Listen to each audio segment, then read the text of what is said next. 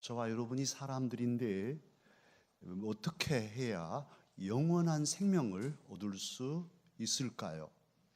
우리가 살기 위해서 밥을 먹습니다만, 밥을 먹어야 산다 합니다만, 사람이 떡으로만 사는 것이 아니죠. 밥을 먹으면 사는 게 아니라 점점 죽음에 가까이 다가가는 것이죠. 밥을 먹어도 죽습니다. 그러나 정말 우리를 살리는 것은 하나님 말씀, 생명의 복음입니다. 하나님의 말씀을 먹어야만 우리는 영원한 생명을 얻을 수 있습니다. 영원히 살 수 있습니다. 그런데 사는 것도 중요하지만 살되 기쁘게 사는 것, 그리고 기쁘게 살되 보람 있게 사는 것이 중요합니다. 그냥 자기 마음대로 그냥 자기 좋을 대로 사는 것, 그건 잘못될 수가 있죠. 남에게 폐를 끼치고 결국 자기도 망하는 경우가 있는데요. 자기를 기쁘게 하면서도 너를 기쁘게 하고 모두가 함께 즐거운 잔치를 이루는 것, 그게 진정한 행복입니다. 보람입니다. 기쁨과 보람이 있을 때 우리 행복을 느끼고, 이 행복이 모두 함께 누리는 행복이 될 때 잔치자리가 만들어지죠. 그리고 그런 상태를 천국, 하나님의 나라라 말합니다. 저와 여러분의 가정에 참으로 복음이 있으므로 우리가 기쁘고 또 함께 즐겁고 또 의와 평강과 기쁨이 있어서 하나님의 나라가 이루어지기를 주님은 원하십니다. 가정 천국을 우리는 이루어야 합니다. 뿐만 아니라 주님의 교회, 우리가 각각 생각도 다르고 성격이나 살아온 삶의 배경이나 심지어 신앙의 색깔도 다르지만 우리가 한데 모여서 서로 마음을 모으고 서로 배려하고, 그래서 기쁘고 보람찬 공동체를 만들어서 이 자리가 잔치자리가 될 때 이곳이 하나님의 나라가 될 것입니다. 그런 교회를 우리는 만들어야 합니다. 뿐만 아니라 우리가 세상에 나가서 이 나라에 동과 서로 갈리고 남과 북으로 갈린 이 나라, 진보와 보수 다 마찬가지입니다. 남녀노소 모두가 다 다르지만은 함께 통합을 이루고 서로 배려하고 기쁘고 보람 있는 삶을 함께 살아갈 때 행복한 것이고, 그 잔치자리가 하나님의 나라가 세워지는 자리가 될 것입니다. 오늘 본문 말씀은 그렇게 하나님의 나라를 꿈꾸신 예수님에 대한 말씀입니다. 읽지는 않았는데요, 오늘 본문 마태복음 22장 2절에 보면 예수님께서는 천국을 말씀하십니다. 천국은이라고 말씀을 시작하셨어요. 그리고는 잔치를 베푼 임금에 대한 말씀을, 하나님 아버지에 대한 비유이죠. 그렇게 해서 많은 사람을 초대해서 흥겹게 모두 기쁘고 모두 보람되고 즐거운 잔치자리, 천국을 배설하신 그 말씀을 하고 계십니다.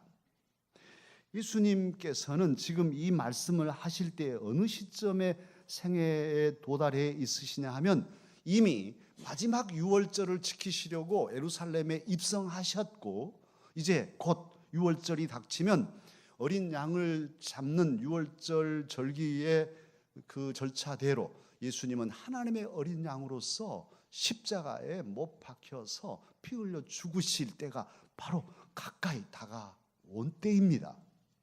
그 긴박한 시간에 예수님께서는 하나님의 나라, 천국은 이런 것이라고 아주 긴장되게 조급하게 가르치고 있습니다.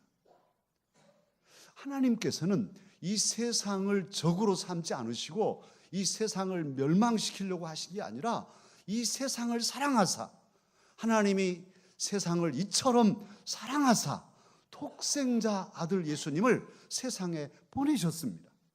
그래서 세상을 구원하라고, 세상에 하나님의 나라를 세우라고. 오늘 오후에도 성경 익스프레스 하겠지만 하나님의 나라를 세우시려는 간절한 열망이 구약시대에 계속 이어져 온 것을 우리는 매 시간마다 확인할 수 있었습니다. 그게 아버지 마음입니다. 어떻게 하면 저들을 살릴고, 아들이 가서 할 수 있으면 좋겠다고 뜻을 정하시니 아버지의 뜻을 좇아서 아들 예수 그리스도께서 세상에 오셨습니다. 그리고 이제 십자가에 달려 죽으셔서 복음의 사건을 완성시키심으로 구약의 모든 제사법과 오고 오는 세대의 모든 인류의 죄값을 다 치르시고 구원의 역사를 완성하사 우리로 천국의 잔치에 참여하는 하나님의 자녀가 되게 하시려고 지금 오늘 이 본문의 시점에 지금 예루살렘에 계십니다. 예수님의 마음, 아버지 하나님의 마음은 그러니까 어떻게 하든지 인류의 가슴 속에 하나님의 나라의 복음을 전해주고 그리고 그 복음 안에서 잔치를 이루며 행복하게 살기를 간절히 원하고 원하십니다. 예수님 설교를 보면 예수님께서 3년 공생애를 시작하실 때 첫 번째 설교가 뭐였냐면 회개하라. 무엇이 가까이 왔다? 천국이 가까이 왔다 였습니다. 천국이 임했다. 그런 말씀으로 하나님의 나라를 선포하셨어요. 그런데 오늘 죽음을 앞에 놓고도 천국은 이렇게 천국을 말씀하셨고 죽으신 후에 부활하셔서도 40일 동안 사도행전 1장에 보면 무엇을 하셨냐 하면 하나님 나라의 일을 가르치셨어요. 천국을 가르치시고 승천하셨단 말이에요. 그러니까 아버지 하나님의 마음이나 예수 그리스도의 마음은 어떻게 하든지 우리들에게 천국을 선물하고자 하는 간절한 열망이 있으신 거예요.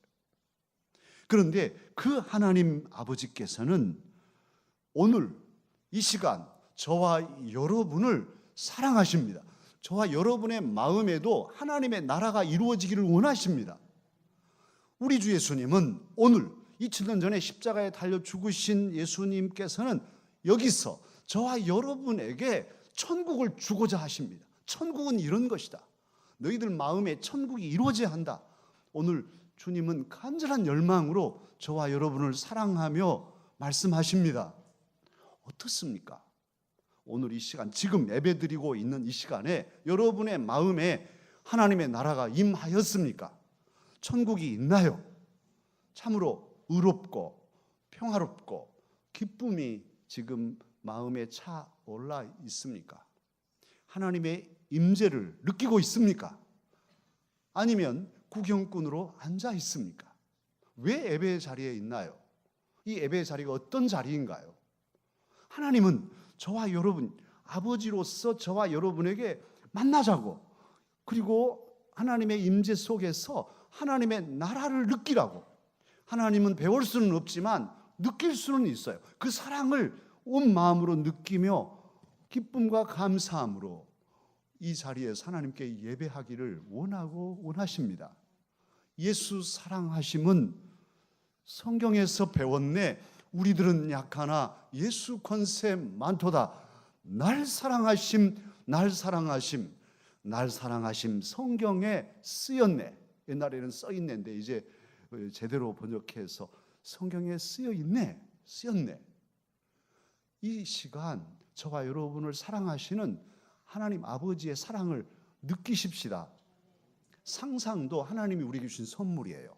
그래서 아버지, 제가 마음이 하나님 나라 없어요.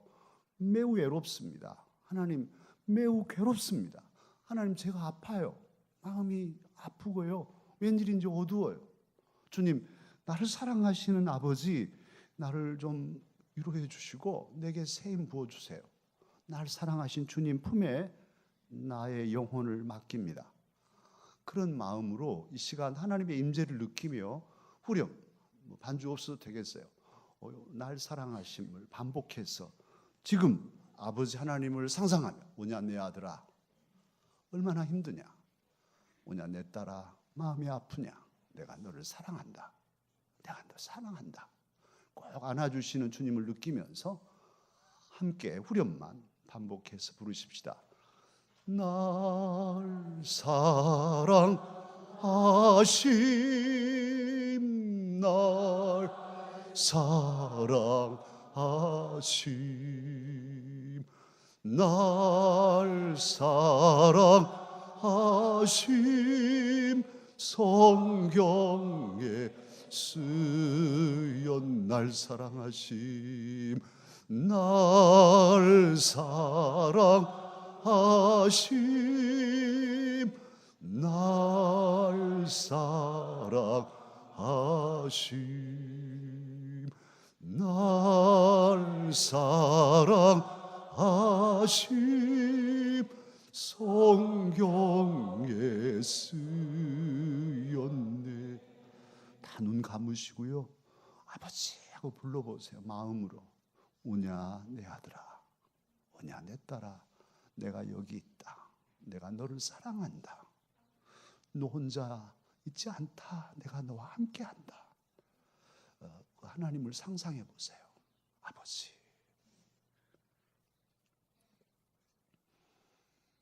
날 사랑하심 날 사랑하심 날 사랑하심 성경에 쓰였네. 우리를 사랑하시는 주님께서, 아버지께서 이 시간 여러분의 아픔을 싸매시고 여러분의 삶을 붙드시며 지키시고 도우시고 인도하여 주실 것입니다. 그 사랑을 확신하며 힘차게 전진하십시다. 아버지께서는 오늘 저와 여러분의 삶 속에, 그래서 우리를 통해서 우리 가정에 하나님의 나라가 임하기를 원하셔요. 간절한 열망으로 그렇게 오랜 시간을 참고 기다리시며 구원의 역사를 완성하시고 전파하신 주님은 이 시간, 이 시대에는 저와 여러분을 택하시고 이제는 우리만 하나님의 사랑에 만족하는 것이 아니라 이 사랑을 어떻게 하든지 우리 이웃에게 전파해서 저들도 하나님의 그 사랑을 알고 그 사랑 안에서 하나님의 나라를 경험하도록 간절히 원하고 계셔요. 세상을 향해서 하나님은 저와 여러분을 보내시고 이 나라 이 민족이 하나 되고 천국을 이루도록 온 세계, 온 세상에 복음이 전파되어서 그들도 하나님의 은혜를 알고 서로 사랑하고 잔치를 누리는 그런 삶을 살기를 원하고 원하십니다. 바로 저와 여러분이 그러기에 우리 주 예수님의 그 복음의 열망을 가져야 돼요. 예수님 마음을 닮아야 합니다. 아버지의 마음, 영혼을 사랑하시는, 죄인을 사랑하시고 세상을 사랑하셔서 구원하시기 위하여 당신의 전 존재를 허락하신 그 주님의 사랑을, 그 마음을 우리도 배우고 그 마음으로 우리의 삶을 복음적인 삶으로 살아가야 할 것입니다. 우리 예수님은 지금 죽음을 앞두고 천국은 하고 복음을 전하고 계신 것이 바로 그런 저와 여러분의 삶의 모범이 되어주고 계십니다. 그런데요, 이렇게 복음을 전하고 계시는 주님, 14절의 그 말씀이 막 끝나자마자 15절 오늘 우리가 읽었습니다. 이에 그렇게 말씀하시니까 이에 바리새인들이 무엇을 하냐 하면 예수님의 복음 전파의 그 사명의 자리에서 정면으로 예수님을 공격합니다. 아주 간교하게 그렇게 예수님을 올가매려고 하고 있습니다. 사랑하는 강서가족 여러분, 빛이 있으면 틀림없이 그림자가 있습니다. 하나님이 빛을 태초에 최초로 지으시죠. 빛이 있으라. 태양도 있기 전에 이미 빛이 있었어요. 근데 빛이란 이 존재가 얼마나 신비로운 존재인지요. 빛이라는 분자는 모습은 있는데 속도도 가지고 있잖아요. 그런데 질량이 없어요. 무게가 없어요. 만약에 이 빛체가 0.000001g이라도 질량이 무게가 있다면 우리는 다 죽었을 거예요. 태양에서부터 빛이 쏜살같이 지구를 7바퀴 1초에 지구를 7바퀴 반 도는 속도로 날아오잖아요. 그래가지고 얼굴을 부딪히면 이제 우리 몸 구멍 나버리죠. 그냥 완전히 다 죽는 거예요. 그런데 이 빛이 무게가 없는 거예요. 우리는 아무리 부딪혀도 괜찮아. 지금 저 빛이 지금 제 눈에 부딪혀도 눈이 하나도 안 아파요. 그런데 어쨌든 이 귀한 빛이 있으면 생명이 있는 건데, 빛이 있으면 틀림없이 있는 것이 빛이 있는 자리에는 그림자가 있습니다. 맞서 있어요. 참이 있으면 거짓이 있습니다. 참기름이 있으면 가짜 참기름이 꼭 있어요. 참기름이 있으면 가짜 기름이 있단 말이에요. 그리고 진리가 있으면 비진리가 있습니다. 복음이 있으면 비복음이 틀림없이 있어요. 아니, 사도들이 직접 복음을 전파하는 초대교회 안에도 가만히 들어와서 복음을 오도시키는 가짜 복음자들이 있었으니까요. 이게 영적인 원리예요. 악한 사탄은 가만히 있지를 않습니다. 생명의 복음 역사에는 틀림없이 방해하는 세력, 오늘 바리새인들을 중심으로 한 이 세력들이 맞서고 있지 않습니까? 우리가 오늘 이제 이 예배를 겪으면서 이제는 좀 제대로 좀 믿어봐야 되겠어. 그렇게 마음을 먹으면 틀림없이 이제 그렇게 못하도록 하는 방해가 있어요. 피택된 일꾼들 미리 다 얘기를 드렸지만 피택돼서 임직하는 날까지 긴장할 이유가 가만히 안 둬요. 사탄이. 네가 장로야? 네가 권사 될 감이나 될까? 틀림없이 시험이 온다고요. 그래서 완전히 망가뜨려 버릴 수 있어요. 그러기에 미리 기도하고 턱 오면 아이고 이거 시험이네 하고 이길 수 있어야 되는데 그 생각 안 하고 있다가는 다 당하는 거예요. 혹 이미 결판 나가가지고 KO패를 당한 식구가 있다 하더라도 오늘 주님 안에서 다시 일어나십시다. 그리고 이제 며칠 안 남았는데 잘 준비해서 반듯하게 서야겠어요. 저도 오늘 정책당에 놓고 계속 기도하고 있어요. 제 마음도 은혜로 충만해야 어떤 일이 어떤 상황이 벌어질지 모르니까 제가 욱 해가지고 터져버리면 어떻게 되겠어요. 그래서 주님 도와주십시오. 그래서 우리 이 교회 정책이 잘 결정되도록 우리 장로님들 다 함께 기쁨으로 이 은혜로운 결정을 해 나갈 수 있도록 도와주십시오. 이렇게 기도하면서 이 한 주간을 지금 지나고 있습니다. 사랑하는 강서가족 여러분, 우리가 복음의 삶을 살려고 할 때 진리 안에 서서 하나님 기쁘시게 살아가려고 할 때 방해하는 세력이 있음을 기억하십시다. 오늘 보십시오. 이 바리새인들 아주 간교하게 예수님을 공격합니다. 직접 나서지 않습니다. 바리새인들이 제자들을 보냅니다. 자기들은 손 하나 떼묻지 않고 제자들 자네들이 가서 해가지고 누구들과 손을 잡냐 하면 헤롯 땅과 손을 잡게 합니다. 바리새파는 유태의 전통을 지키고 율법적인 삶에 철저한, 그러니까 선민의식이 강한 그런 사람들이에요. 이런 사람들이 헤롯 땅이란 헤롯 왕을 지지하는 정치 세력이에요. 그래서 헤롯은 로마 황제에게 빌붙어 가지고 정권을 유지하고 있는 이런 왕에게 정치적인 힘을 공급하는 이 헤롯 당파들하고 손잡는다는 것은 바리새인으로서 있을 수 없어요. 자존심 상해서도 안 되는 일이에요. 그런데 예수님을 올가매서 잡아 죽이는 일에는 결탁한 거예요. 자기들은 쏙 빠지고 사주해가지고 제자들 보내가지고 예수님을 시험에 빠뜨리려고 합니다.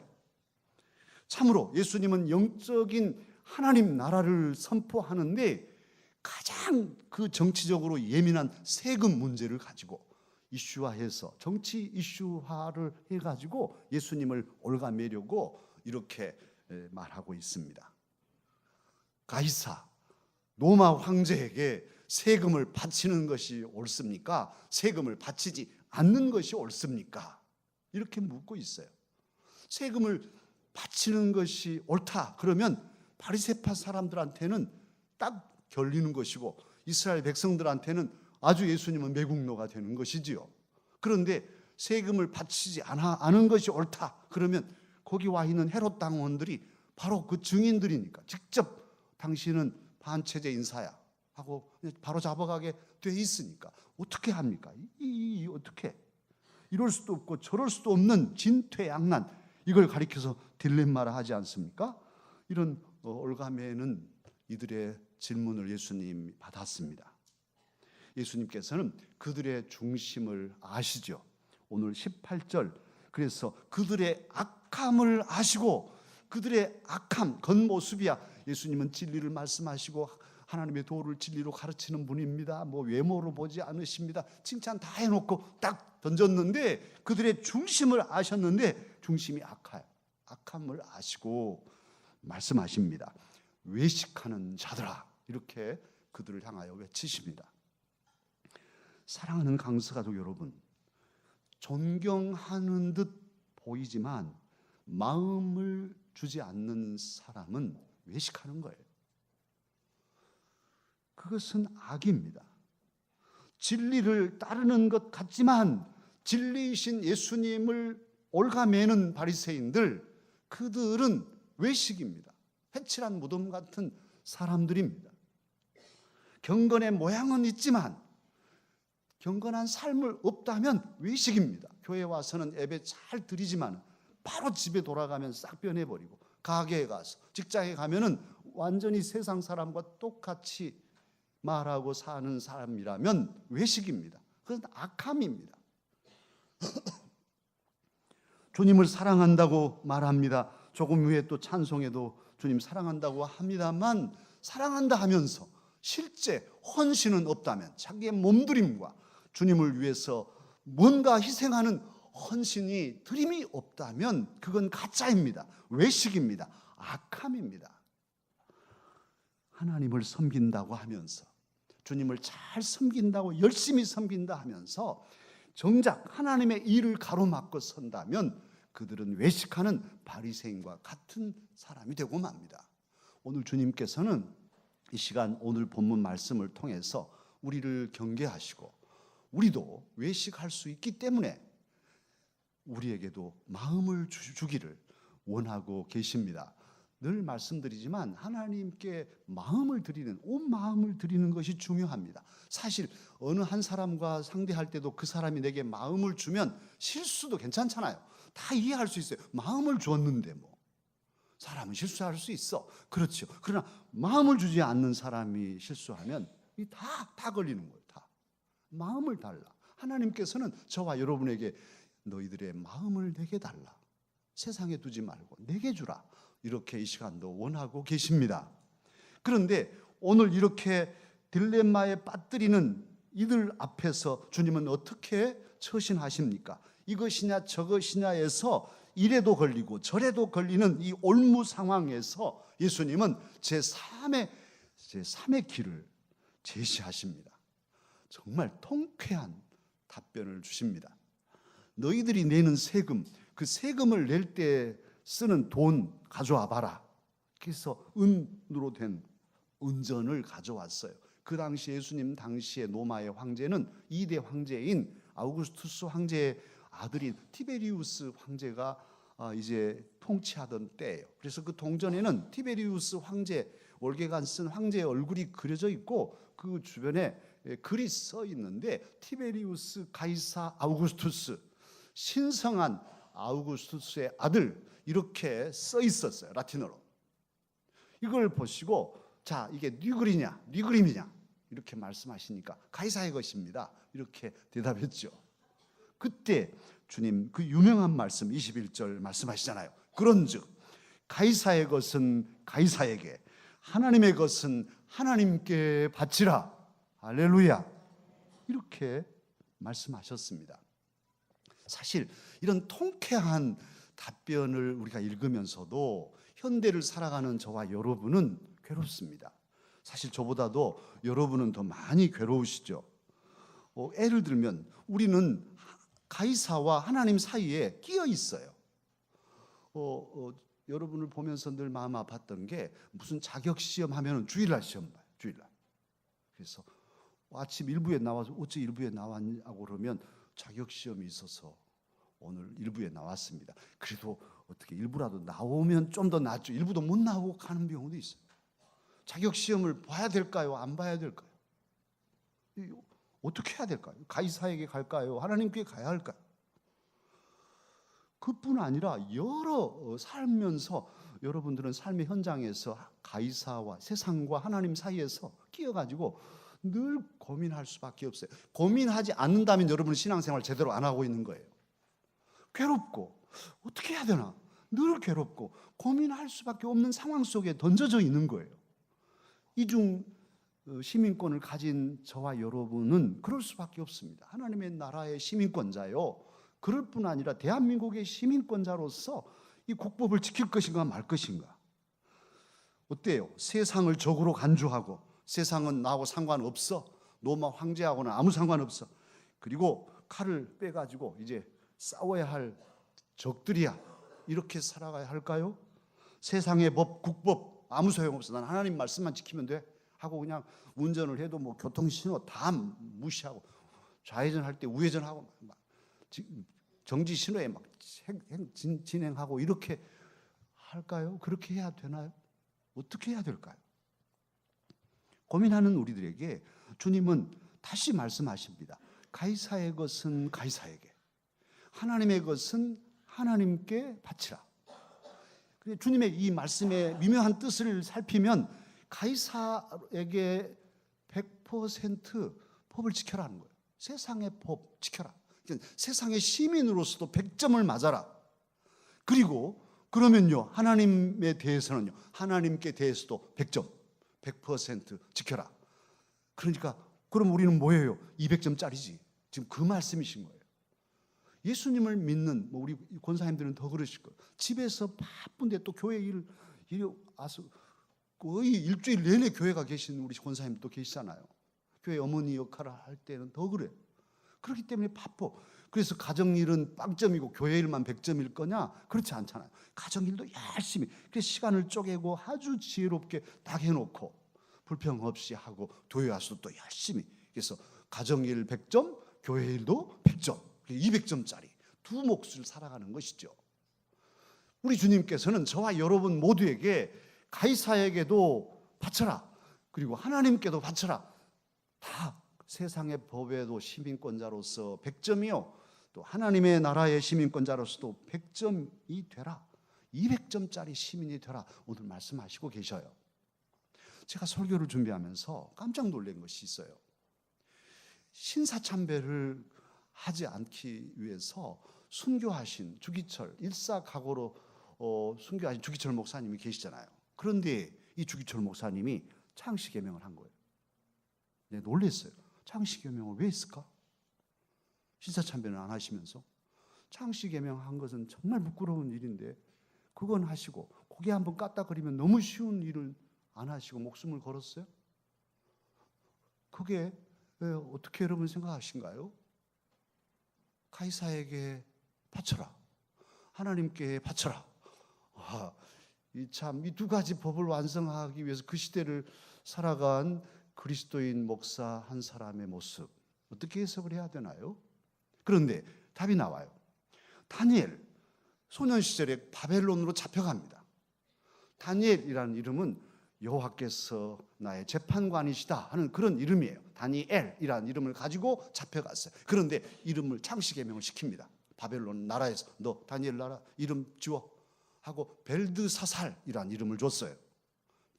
벨이라는 바벨론의 신이 그의 삶을 보호한다 하는 그런 뜻이에요. 그러니까 평생 벨이 나를 보호해, 이런 이름을 가지고 바벨론 나라에서 산 거예요. 그것도 제상의 자리까지 이르렀어요. 그러면 다니엘은 신앙을 버렸는가? 그렇지 않죠. 사자굴 속에 들어갈지라도 하나님께 하루에 3번씩 기도하는 것, 문 열어놓고 예루살렘을 향해서, 성전이 있는 쪽을 향해서 다 보고 있는지 알면서도 기도한 사람, 목숨을 건 사람이 다니엘이잖아요. 그 친구들 사드락, 메삭, 아벳느고 다 바벨론식의 이름이에요. 이 사람들도 이 창씨개명하고서도 정작 우상을 숭배하는 데는 불 속에, 풀무불 속에 던져도 저희들은 고개 숙일 수 없습니다. 그리고 그렇게 던지면 하나님 우리를 구원해 주실 것입니다. 그러나 그리 아니하실지라도, 우리를 구원해 주시지 않고 우리가 다 불에 타져서 죄가 된다 할지라도 우리는 우리의 신앙의 정절을 꺾을 수 없습니다. 왕이여 던지십시오. 국법에 따라서 저희들 던지십시오. 이게 다니엘의 친구들의 결단이었습니다. 사랑하는 강서가족 여러분, 저와 여러분은 대한민국의 시민입니다. 뿐만 아니라 하나님 나라의 시민권자입니다. 아직 세상에 있기 때문에 세상의 법의 저촉을 받습니다. 그러면서도 영원한 하나님의 나라의 시민권자이기 때문에 갈등합니다. 두 법을 다 지켜 살아야겠죠. 그런데 이 두 법이 상충되고 충돌할 때는 고민할 수밖에 없습니다. 어떻게 할까? 그것은 제가 여러분에게 드릴 수 있는 답이 아니라 여러분이 여러분의 상황에서 고민하고 괴로워하면서 하나님께 기도하고 결단하며 믿음의 분량대로 결정짓고 가야 할 일일 것입니다. 그러나 그럼에도 불구하고 저와 여러분이 꼭 기억할 일 하나가 있습니다. 그것은 하나님께서 저와 여러분을 지으실 때의 일입니다. 하나님께서는 저와 여러분을 어떻게 지으셨습니까? 하나님의 형상대로 지어주셨습니다. 물론 이 형상이 타락으로 깨어졌지만 예수 그리스도를 믿음으로 예수님 안에서 우리는 하나님의 아름다운 형상이 회복되었습니다. 일개, 동전에, 은전에, 금전에 새겨진 황제의 그런 모습이 아니라, 형상이 아니라 우리의 영혼 속에 하나님께서 하나님의 그 존귀하신 형상을 새겨주셨습니다. 그러기에 저와 여러분은 하나님 것입니다. 하나님 것인 우리들에게 오늘 주님은 다시금 말씀하십니다. 하나님의 것은 하나님께 바쳐라. 기도하겠습니다.